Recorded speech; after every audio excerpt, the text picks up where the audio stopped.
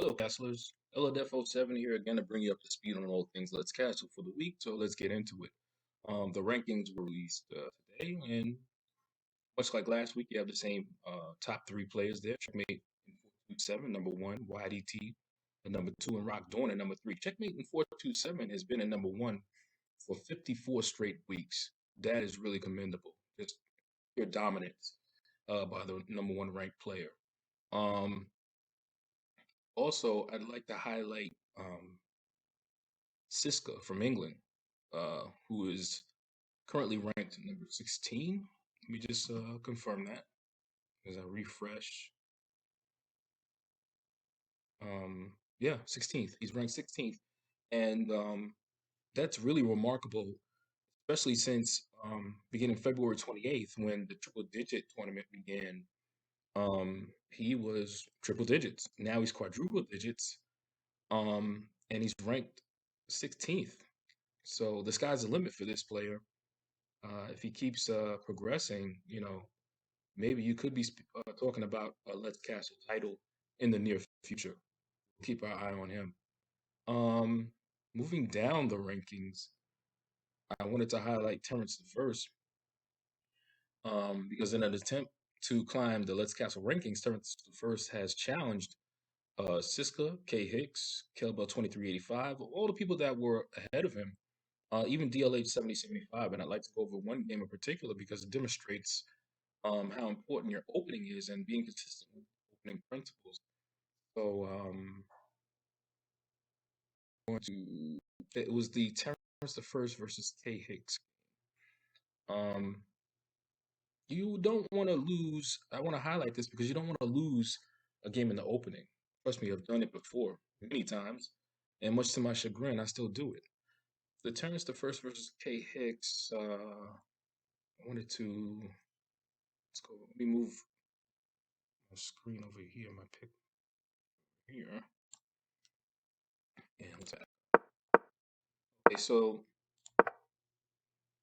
Terrencethefirst started off with E5, and then K Hicks, excuse me, E4, and then K Hicks with E5, and then Knight to F3 by Terrencethefirst. Hicks with the black pieces with F7.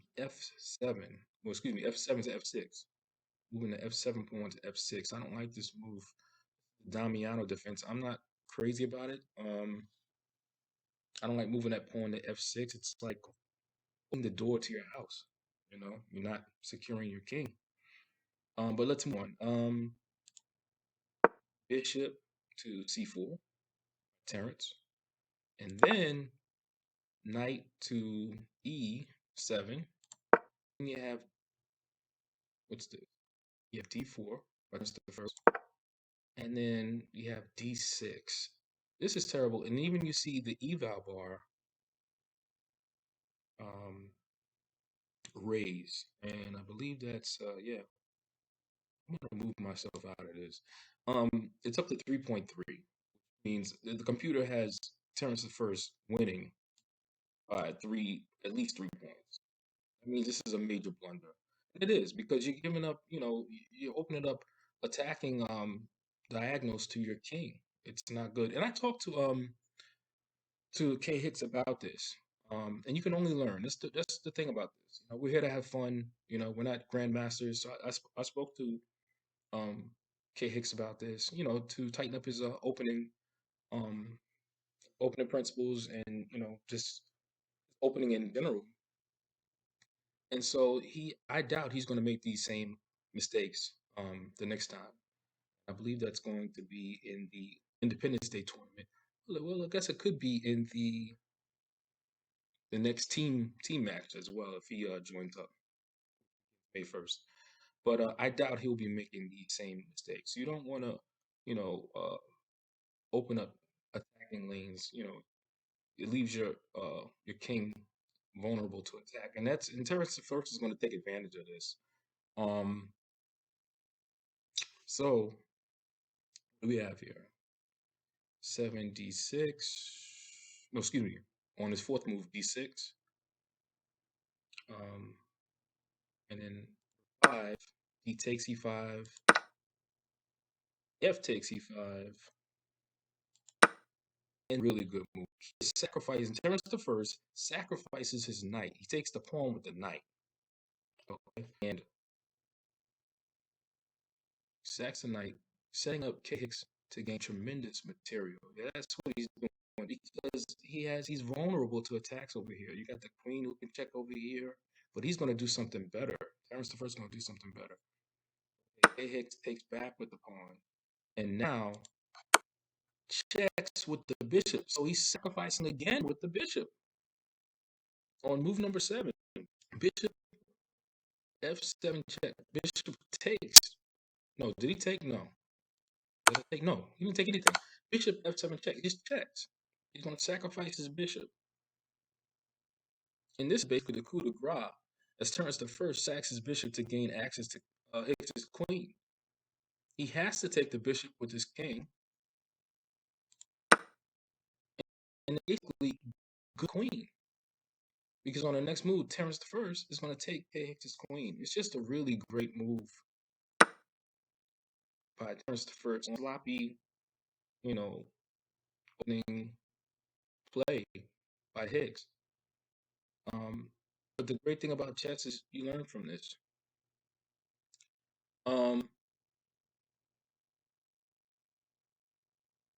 Yeah, what happened is this is move number 8.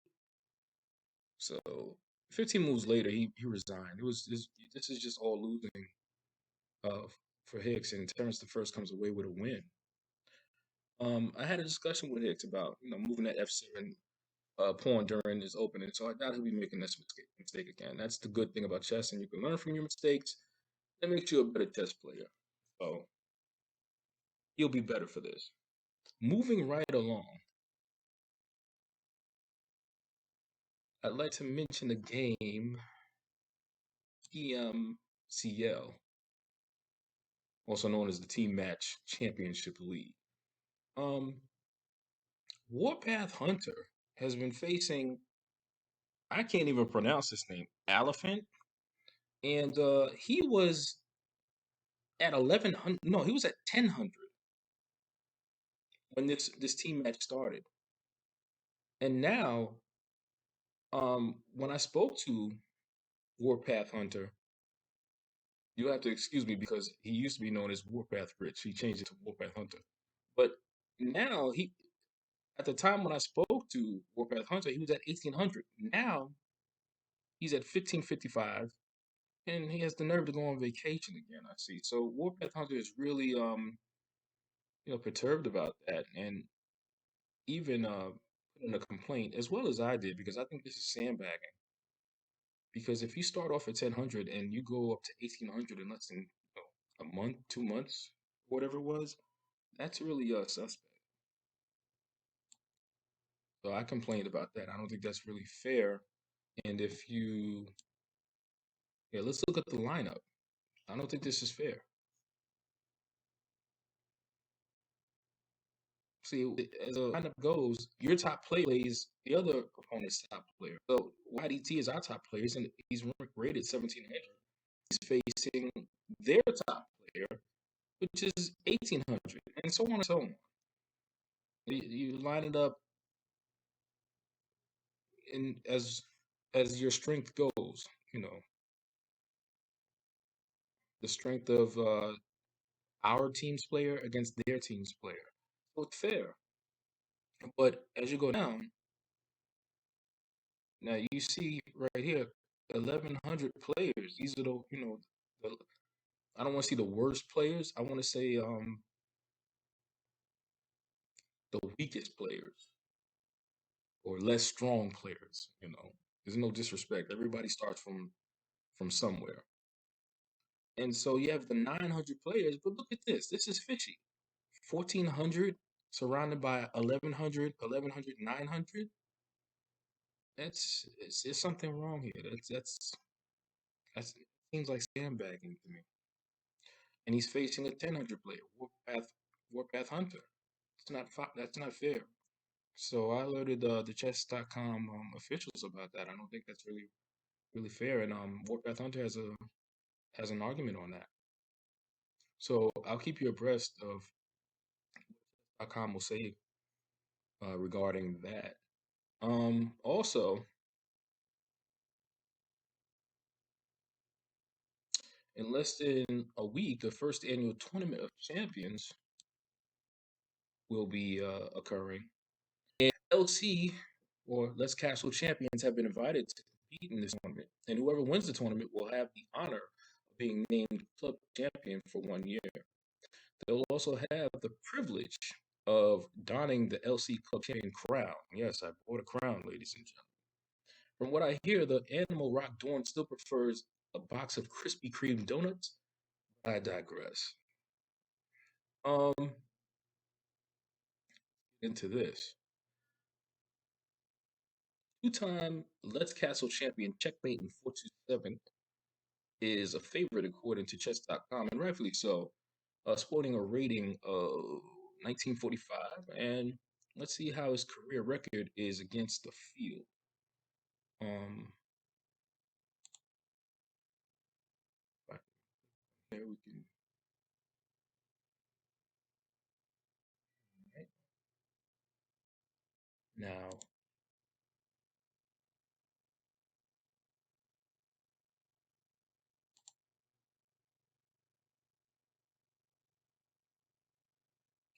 I'm going to type in YDTD.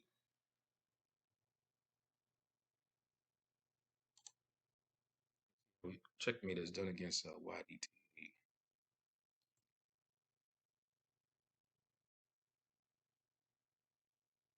Okay, so it looks like he's a 2-1-1, 2 wins, 1 loss, and 1 draw against YDTD. All right.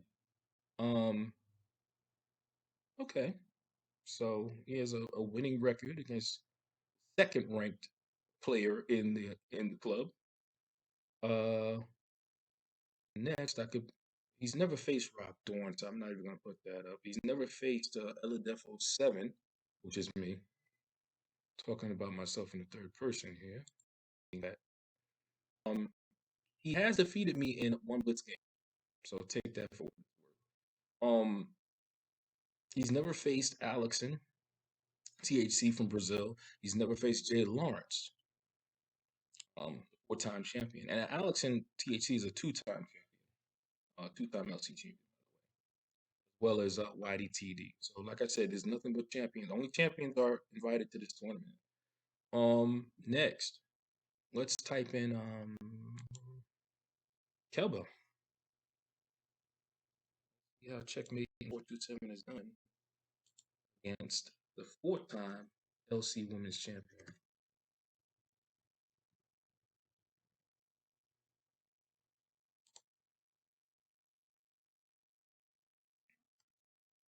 And as you can see, undefeated against her. He's beaten her both times. Okay. And last but not least, let's see how he's done. Oh, he's never faced Marathon Mama. Okay, so all in all, Checkmate 427. If you combine those numbers, Checkmate 427 1-1, 4 wins, 1 loss, and 1 ties the field. So the field basically has its work cut out for them. Checkmate in 427 will be vying for his third LC title, and he stands a good chance of gaining it. I mean, he's got a 1945 rating. I actually spoke to Jay Lawrence on Saturday about competing in the tournament, and he appeared apathetic about it. I found this type of demeanor disconcerting because he has not competed in a daily game since February 17th of 2021 and hasn't competed in a Let's Cast tournament since October of 2020. I actually warned him that YDTD definitely wants to crack at him, and he responded with a quote unquote yawn. He told me he will be trying to win his fifth LC title. I also asked him why he has been avoiding Miss O's interview questions. She's been trying to track him down, and she's emailed him questions, and he just won't answer. Uh, he responded, quote unquote, "That's what's." Uh, excuse me, I don't want to mess it up. Let me get this right. He responded, quote unquote, "That's simple. That's what celebrities do." So apparently, Jay Lawrence thinks he's a celebrity. You can't make this stuff up. I found that to be smug and simultaneously comical. That's how Jay Lawrence is. K Sarah Sarah attitude. You gotta love it. The baddest man in the planet, well, that's Mike Tyson. The baddest man in the club, YDTD, who has admitted that he enjoys wearing the black hat, will be attempting to win his third title. He's been pretty quiet about his chances of winning. I believe it's because he was humbled by Warpath Hunter in the previous tournament. The only quote he has given me so far is that he'll be ready come April 18th. The animal, Rockdorne, has been pretty adamant about having a box of Krispy Kreme donuts as a reward for winning this tournament, and I did promise he would. I did promise if he won the next tournament, I will get him the donuts. So I will honor that promise, but he won't get the crown and both the donuts. You got to get either or. So he has to make a choice of either donning a crown or having processed sugar in his body. Nonetheless, he will be going for his fourth LT title. If he achieves this, he'll be tied with Jay Lawrence and I for the most LC unisex titles in club history. The Brazilian sensation Alexson will be trying to win his third title.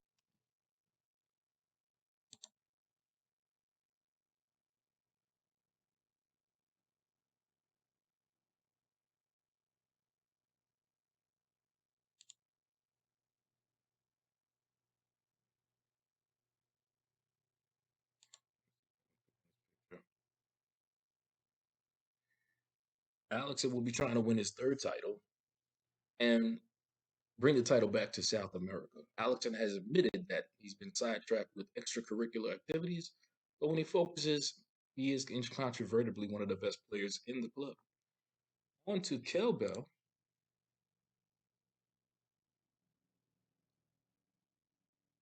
Uh-oh. Wi-Fi acting up. All right, so Kettlebell and Marathon Mama have both dominated LC women's division, and Marathon Mama winning 6 titles and Kettlebell winning 4 titles respectively. However, when it comes to unisex titles, they find themselves bereft of them. Could the drought end in this tournament? They are both very talented players and both have developed tremendously since I recruited them. That's true. We'll see coming. Um, and by the way, not only are they in this tournament, in less than 3 weeks, they also have the LT Spring tournament.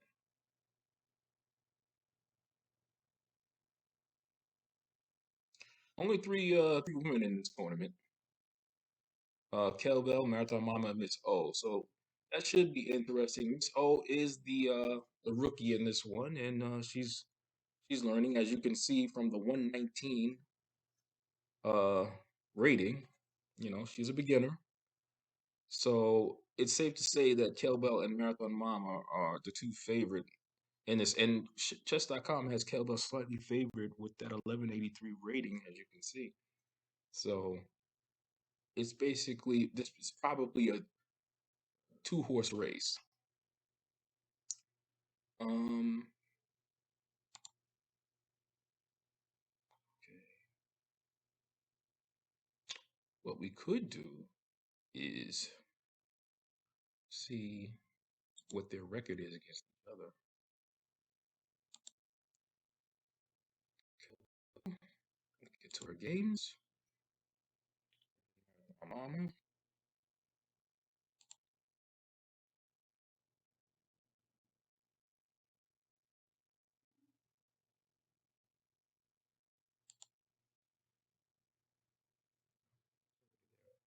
And we're gonna see what the result is.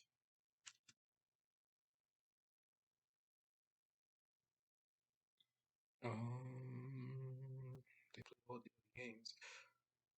Easy, yeah. 9-9-1. So Kel versus Marathon Mom, which is 1-9, lost 9, and have one draw. They're pretty evenly matched. So it should be pretty exciting to see how, which way this one um goes. They've basically been trading titles since they both come into the club. So I'm trying to recruit more women, get more women in here so we can get more parity. But there you have it. Three women for the Let's Castle Women's Tournament, and Kelbo is a slight favorite. And that tournament begins April 30th. Before I go, because I think I covered just about anything. But when it comes to the, let's go back to the TMTL. Yeah, I want to see the team. Do it quickly before I up. Um,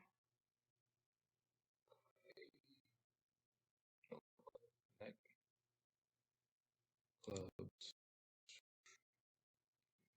here. Let's Castle and let's.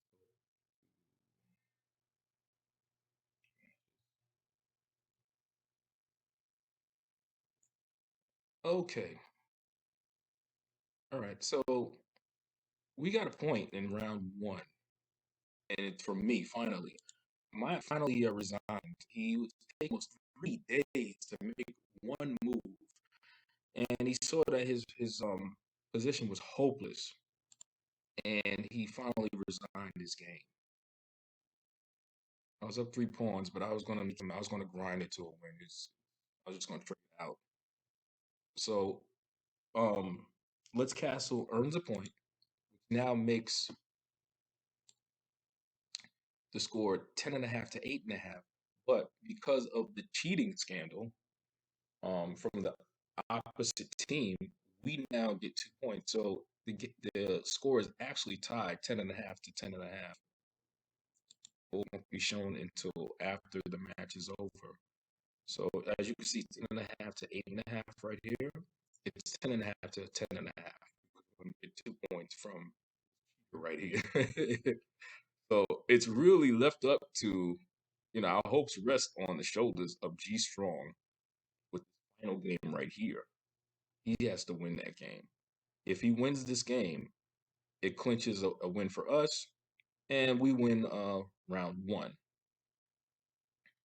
On the other final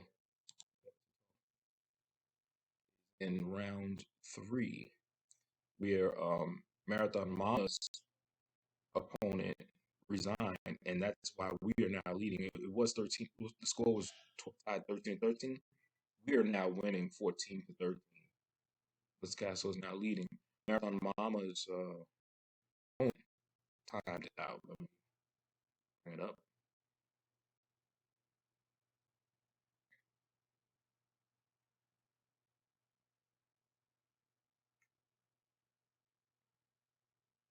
Is this the one?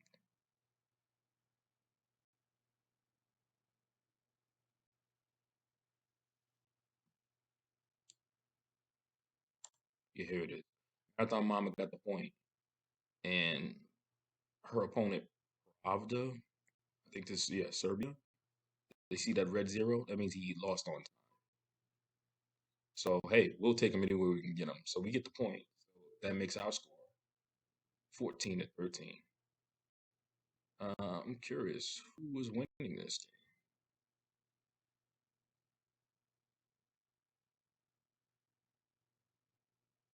Wow, Pravda was up six. Let me wait. Let me see this. That's gotta hurt.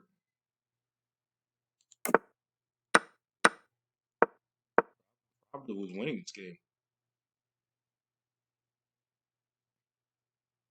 and he lost on time. That's gotta hurt for them, but we'll take it. Thank you, Marathon Mama.